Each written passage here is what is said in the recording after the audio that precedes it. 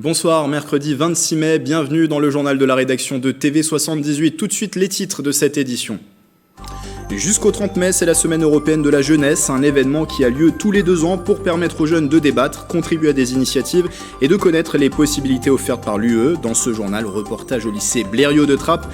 Pendant 3 jours, les élèves parlent justement de l'Europe et ils ont échangé ce matin avec une eurodéputée. Elle devrait relier à l'horizon 2030 l'aéroport d'Orly à Versailles. La ligne 18 est sur les rails. Les travaux de génie civil ont commencé et une nouveauté sur le tracé a émergé depuis quelques mois. Une partie du viaduc du plateau de Saclay sera finalement mise au sol.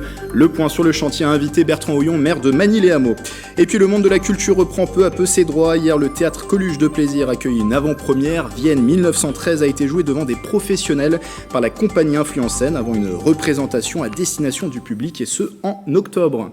À suivre également tout à l'heure l'épisode 2 de notre dossier consacré aux archives départementales des Yvelines. Le site partage également ses trésors grâce à la numérisation.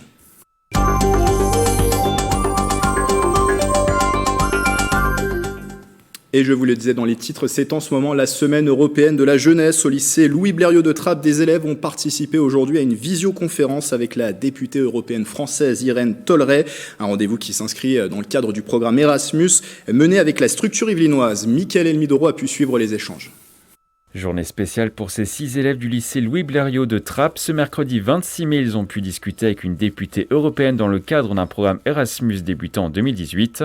La femme politique française Irène Tolleray a pu partager son expérience lors d'une séance de questions-réponses pendant 1 heure. J'ai trouvé super intéressant. Il y a eu beaucoup d'échanges entre les élèves et la députée européenne. Pouvoir apprendre plus en profondeur ce qu'une personne dans un poste de député européen puisse faire. De manière générale, on peut savoir à peu près ce qu'ils font. L'intégralité de ce rendez-vous a été réalisée en anglais pour pouvoir permettre à plusieurs classes étrangères partenaires de participer. L'événement s'est déroulé en simultané dans des classes chypriotes, néerlandaises et slovaques. L'occasion également pour les trappistes de travailler des langues étrangères. Ça permet de travailler l'anglais, oui, parce qu'on a une plateforme virtuelle où les élèves, entre les visites, ont réalisé des activités. Et bien sûr, les échanges c'est en anglais. Ils ont également appris quelques mots de langue de nos partenaires, du slovaque, du grec. Ce type d'initiative n'est pas inédite pour la structure. Des programmes européens sont menés depuis une dizaine d'années à Trappes. On envoie régulièrement nos élèves en stage et puis ce projet a permis à des élèves de CAP et de terminale Bac Pro et première Bac Pro de travailler en commun sur un projet en relation avec la culture. D'autres animations sont programmées jusqu'à ce vendredi dans la structure avec notamment une visite virtuelle du Parlement européen. Ce partenariat entre le lycée et Erasmus va continuer à se développer et se poursuivra au minimum pendant encore 7 ans. Une journée dans la peau de diplomates des Nations Unies, c'est ce qu'ont vécu 12 étudiants de l'université Versailles-Saint-Quentin hier mardi. Ils ont participé à l'événement Sky Moon, au programme organisation de conférences et débats. Les précisions dans ce sujet de Bérengère Bourgoin. La 2e édition de l'événement de simulation des Nations Unies de Sky Moon a eu lieu mardi 25 mai. Pour l'occasion, 12 étudiants volontaires de l'université de Saint-Quentin en Yvelines sont devenus des diplomates le temps d'une journée. Chacun s'est vu attribuer un pays et ils ont choisi une commission en anglais ou en français. C'est une association étudiante, donc du coup qui regroupe plusieurs étudiants de Sky Moon, donc de l'enceinte de l'université, et elle a pour but de mettre la simulation des Nations Unies à l'échelle étudiante, et qui devront donc du coup des étudiants qui devront représenter des délégations pour des sujets très spécifiques qui initie un peu tous les pays du monde. Le but de l'association Sky Moon, permettre aux étudiants de développer leurs connaissances politiques et diplomatiques. Ils ont débattu et proposé des solutions sur des problématiques internationales. Ça mettait en place 2 comités, le comité de l'UNICEF et le comité UNSCR, qui représentaient des problématiques. Donc le premier comité, c'était sur l'éducation, et le deuxième comité, c'était sur les réfugiés pendant la période du Covid. La journée s'est terminée sur une réunion de gestion de crise concernant l'attaque de la bande de Gaza. Le défi véritable, je n'ai pas réussi à le relever, que ça représentait de convaincre une assemblée entière d'adopter une certaine position sur un certain sujet, ou plutôt sujet par sujet, à adopter un ensemble de propositions. Les étudiants sont repartis avec un certificat et 2 d'entre eux ont été élus meilleurs délégués.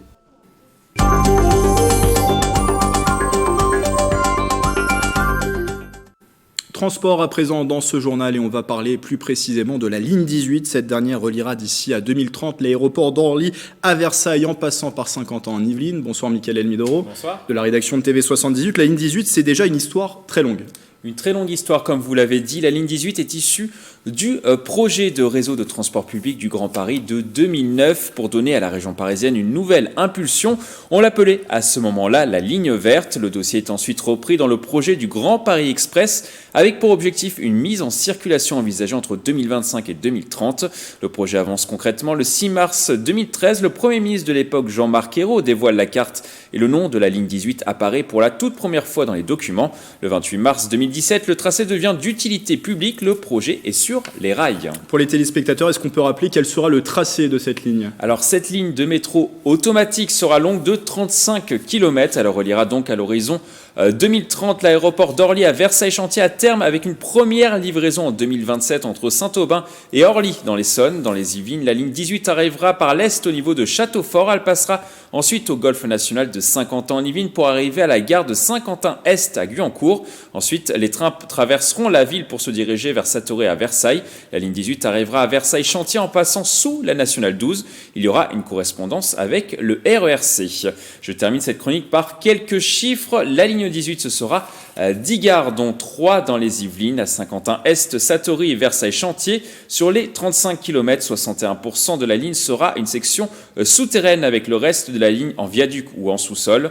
Le coût total du projet sera, lui, de 4,5 milliards d'euros d'après le budget prévisionnel. Deux dernières informations, Grégory. Oui. Les travaux de génie civil ont commencé. Une enquête publique se déroulera du 28 juin au 28 juillet concernant le passage au sol d'une partie de la ligne. Merci Mickaël pour ces précisions. Et justement, on va poursuivre cette discussion à propos de ce sujet, la mise au sol d'une partie du tronçon, avec Bertrand Houillon. Bonsoir.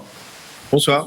Vous êtes le maire de Magny-les-Hameaux. Alors, pas de gare dans la commune, elle sera située un peu plus loin, au niveau des communes de Guyancourt et de Voisins-le-Bretonneux, mais le tracé de la ligne 18 passera bien par votre commune Magny-les-Hameaux. D'ailleurs, on l'a appris en décembre, une partie des 14 km de viaduc sur le plateau de Saclay sera finalement mise au sol. On parle là d'un tronçon de 5 km entre le commissariat à l'énergie atomique de Saclay au golfe national au niveau de Magny-les-Hameaux. C'est une circulation plus discrète au niveau visuel et sonore. Une économie de 30 millions d'euros avance la Société du Grand Paris, qui précise également que cette décision rend à l'agriculture une surface de 4 hectares. Vous dénonciez de votre côté, Bertrand Houillon, dans les colonnes du Parisien, une opération de communication de la Société du Grand Paris. Ce n'est pas quand même un pas qui est fait vis-à-vis des opposants du projet, des opposants sur le projet de viaduc. Vous étiez vous-même opposé à ce viaduc. Alors, il y a deux éléments là-dessus. Il y a le constat qui est une sclérose de l'ensemble de notre territoire, qui n'est pas d'aujourd'hui, et face à laquelle rien n'a été fait depuis des dizaines d'années, et notamment sur les transports qui existent, qui auraient largement pu être adaptés. Ensuite, il y a du coup, est-ce que cette ligne 18 répond aux besoins par rapport justement à cette sclérose du territoire et finalement à cet axe nord-sud qui n'est pas adapté par rapport à l'évolution de notre territoire au fil des années. Et aujourd'hui, on nous propose un axe structurant qui va sur l'est-ouest, alors que les besoins sont sur le nord-sud. Donc forcément, il y a une vraie interrogation de notre part. Et au-delà de ça, le deuxième constat qu'on peut faire sur cette ligne, c'est que le projet qui, à la base, était un projet qui était totalement souterrain, est devenu un projet qui est aérien sur la partie des zones agricoles. Et en effet, on considère qu'il y a un sacrifice des espaces agricoles et ruraux pour pouvoir faire des économies au fil des années, pour un transport structurant qui n'est peut-être pas forcément le plus utile dans le secteur. On reparlera de cette utilité, puisqu'un groupe d'experts remet en cause justement cette utilité dans une lettre ouverte qui a été publiée sur Mediapart, justement à propos de cette nouveauté qui remonte maintenant à décembre, c'est-à-dire la mise au sol d'une partie de ce tronçon en aérien dont vous parliez. Est-ce que ça résout des problèmes ? Est-ce que ça en crée d'autres, à votre avis ? Alors, d'abord, la Société du Grand Paris a communiqué sur un fait qui finalement est encore en étude aujourd'hui. Donc il considère comme acquis quelque chose qui normalement est encore en discussion, mais c'est une habitude de rouleau compresseur. Et ensuite on est mis devant le fait accompli, puisque les décisions en fait ne sont concernées uniquement que par une chose, qui est de réduire au maximum les coûts sur un projet global dont justement l'ensemble des éléments financiers se sont envolés au fil des années. Alors, cette mise au sol aujourd'hui ne résout pas les problématiques d'accès et de continuité agricole, des problématiques de continuité environnementale, des problématiques de bruit. Je prends juste l'exemple du bruit, puisque on peut toujours nous sortir un certain nombre de chiffres. L'OMS aujourd'hui préconise que les bruits dans l'environnement par rapport au trafic ferroviaire soient inférieurs à 54 décibels ou 44 décibels la nuit. Le projet qui est au sol ne va pas en dessous de ces préconisations de l'OMS, ce qui fait que dès aujourd'hui, nous avons un transport qui, de toute façon, dépasse les préconisations de l'Organisation mondiale de la santé par rapport au bruit dans l'environnement. D'ailleurs, l'autorité environnementale, dans un dernier rapport sur justement ces modifications de la ligne 18, posait cette problématique de la nuisance sonore, notamment autour de la gare de Saint-Quentin-Est. Alors, d'après un communiqué de presse de la Société du Grand Paris qui est paru peu après le conseil de surveillance, on a appris qu'une enquête publique qui concernait justement cette mise au sol d'une partie de la ligne qui devrait donc se dérouler du 28 juin au 28 juillet. Est-ce que vous en savez plus sur les tenants, les aboutissants de cette enquête publique ? On n'en sait pas forcément. A priori, serait fixé, et avec le fait qu'il y a des élections et que du coup on serait obligé de faire cette enquête publique pendant l'été et donc pendant les congés, pendant la période de vacances scolaires, ce que je regrette, puisque ça va empêcher finalement une partie de débat d'avoir lieu, et j'invite vraiment tous les habitants à se mobiliser pour pouvoir aller apporter leur avis par rapport à cette évolution décidée par la Société du Grand Paris.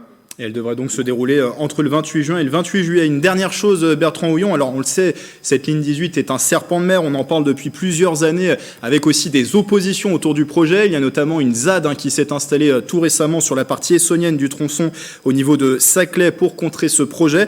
Et le 30 avril dernier également, un groupe d'experts et de citoyens a demandé au ministre de revoir le schéma du Grand Paris Express. Une lettre ouverte qui est parue sur Mediapart. Concernant la ligne 18, il dénonce un projet très coûteux, sans grande utilité, avec une fréquentation estimée assez basse, et ils avancent en contrepartie des solutions alternatives, le renforcement du RERB qui ne passe non loin, à Gif-sur-Yvette, à Saint-Rémy-les-Chevreuses notamment, du bus en site propre, une liaison également par câble. Ce sont des solutions plus écologiques, moins coûteuses d'après ce groupe d'experts et de citoyens. Qu'en pensez-vous ? En fait, d'abord, une réaction par rapport à la ZAD qui est en train de s'installer.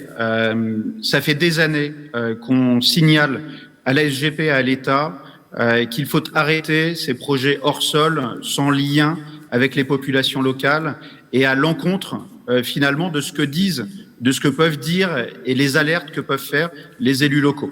Et forcément, à chaque fois, l'État se retrouvera confronté avec une population qui n'accepte plus, et la population a raison par rapport à ça, qui n'accepte plus ces projets qui sont lancés par des sachants qui ne connaissent pas du tout le territoire sur lequel ils interviennent.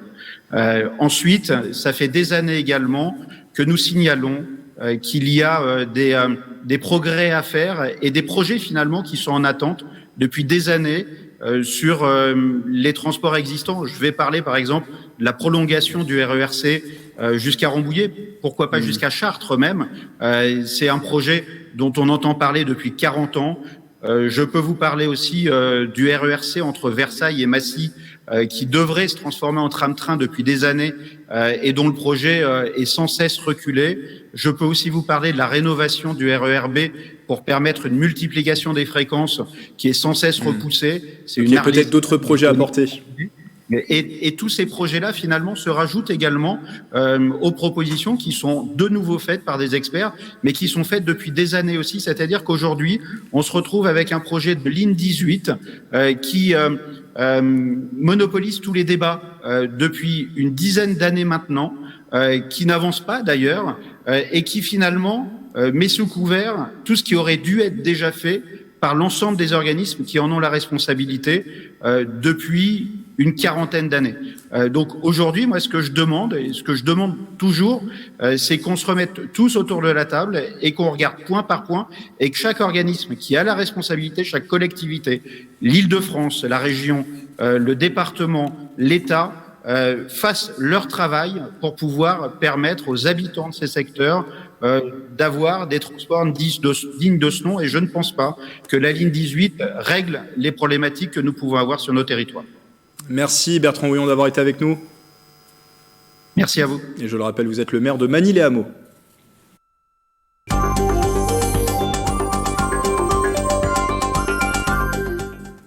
Dans l'actualité également, la commune de Saint-Arnoult-en-Yvelines a une nouvelle maire. Joëlle Géga a été élue hier au cours du conseil municipal. Elle était jusqu'à présent la première adjointe de Sylvain Guignard, démissionnaire. 10 mois après son élection, l'édile a quitté son poste suite à des pressions et menaces dont il a été victime avec sa famille. Sylvain Guignard a porté plainte à la gendarmerie. Une enquête est en cours.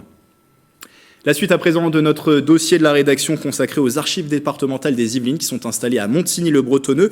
On l'a vu hier, elles contiennent des kilomètres d'archives papier, photos ou même des maquettes. Avec la numérisation, cette mine d'or est aujourd'hui accessible sur Internet et une équipe s'occupe justement de numériser le maximum de ressources. Pour ce deuxième épisode, Mélanie Poquet est allée à la rencontre justement de cette équipe.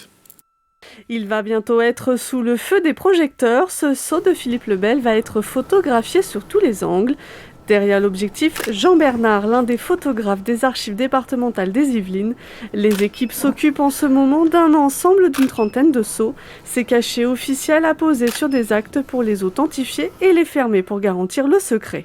Je fais une photo du sceau recto verso avec le parchemin qui lui est propre. Et ensuite, je fais des photos des détails du sceau, de manière à pouvoir appuyer sur les endroits où ça a été restauré, où la cire est différente, les couleurs sont différentes, et puis pouvoir faire des plans un peu plus cirés sur les écritures, de manière à pouvoir les déchiffrer de manière un peu plus facile. Aux archives, ils sont 4 à officier autour de la numérisation, des manipulations délicates depuis la fin des années 90 pour sauvegarder des trésors historiques, comme cette carte de chasse datant du XVIIIe siècle ou encore ces journaux. Le problème de la presse aujourd'hui, c'est que ce sont des supports de papier relativement acides, donc qui peuvent casser au bout de quelques années. Et c'est vraiment la priorité aujourd'hui de pouvoir les sauvegarder pour les générations futures. Toutes les archives de presse locales étaient conservées dans un dépôt légal au niveau de la préfecture de chaque département. Malheureusement, donc, il n'y a pas de dépôt légal, comme aujourd'hui les grands titres de presse nationaux, à la Bibliothèque nationale. Du coup, il y a un vrai travail actuellement de numérisation et de sauvetage finalement de cette presse qui est conservée aux archives départementales, mais hélas, le dépôt légal n'était pas conservé dans les meilleures conditions, voire était très lacunaire. 7 à 9% des fonds sont aujourd'hui numérisés. Le prochain projet, c'est 5 volumes de l'abrégé de l'histoire de France, l'histoire des rois de France écrite par le cardinal de Fleury, précepteur du jeune Louis XV. Un travail de sauvegarde pour éviter de manipuler trop souvent ces archives, mais aussi un travail de partage et de transmission. Certains de ces documents sont accessibles aux internautes à travers le site des archives. Aujourd'hui, pour une personne qui rentre en salle, vous en avez à peu près 600 qui vont sur le site internet. Alors, ce qui intéresse le plus aujourd'hui nos citoyens, malgré la très grande richesse de nos fonds, c'est évidemment les sources généalogiques. C'est à peu près 60% de notre lectorat qu'on a appelé à un moment les généanautes. Et à côté, vous avez aussi des documents qui sont plutôt liés à l'histoire foncière, notamment le cadastre, avec les matrices cadastrales, qui permet vraiment de faire l'histoire en fait, de sa maison, d'un terrain. Et si vous aussi vous vous laissiez tenter, en se baladant dans les fichiers de l'état civil, on peut notamment découvrir l'acte de naissance de Jacques Tati-Chef, né le 9 octobre 1907 au Pec, un certain Jacques Tati. Les archives vous proposent d'ailleurs en ce moment un sondage pour connaître les documents que vous souhaiteriez voir numérisés. Ce projet se nomme Ma série préférée saison 2 et vous pouvez y répondre jusqu'au 17 juin prochain. À plaisir, le théâtre Coluche proposait une avant-première hier mardi. Vienne 1913 a été présenté devant un public de professionnels de la culture. C'était présenté par la compagnie Influence Scène qui était en résidence au théâtre. Un spectacle qui revient sur l'histoire d'Adolf Hitler lors de son passage à Vienne. Justine Brasier et Mélanie Poquet. Vienne 1913, un spectacle présenté par la compagnie Influence Scène mardi 25 mai au théâtre Coluche à Plaisir, une pièce qui raconte les 4 années d'Adolf Hitler à Vienne, prémisse d'un drame antisémite.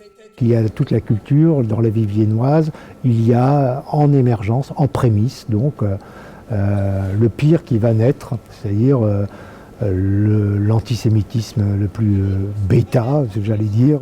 La pièce se joue dans un décor de kiosque à musique. Sur scène, 9 comédiens interprètent un total de 23 personnages différents, parmi lesquels Adolf Hitler.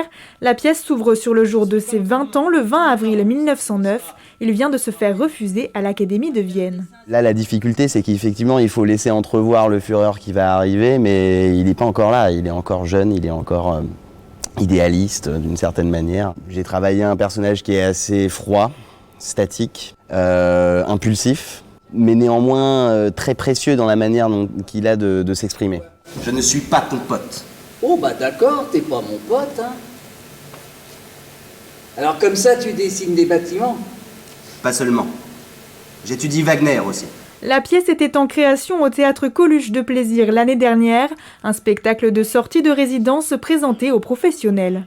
Donc c'était important qu'il puisse y avoir de la presse, des journalistes, du bouche à oreille. Voilà. Les comédiens avaient besoin de jouer devant un public avant de partir à Avignon, parce que c'est comme ça aussi, un spectacle, ça se construit avec les spectateurs. Ça fait du bien aussi d'applaudir et d'avoir eu ce beau spectacle en fait. Et ça fait du bien de retrouver du théâtre vivant avec des vrais acteurs devant nous. C'est vrai que ça traitait d'un sujet extrêmement grave. Et malgré tout, il y avait une certaine légèreté. Une 50aine de professionnels du spectacle étaient présents à l'avant-première. La représentation à destination du public est programmée au 15 octobre.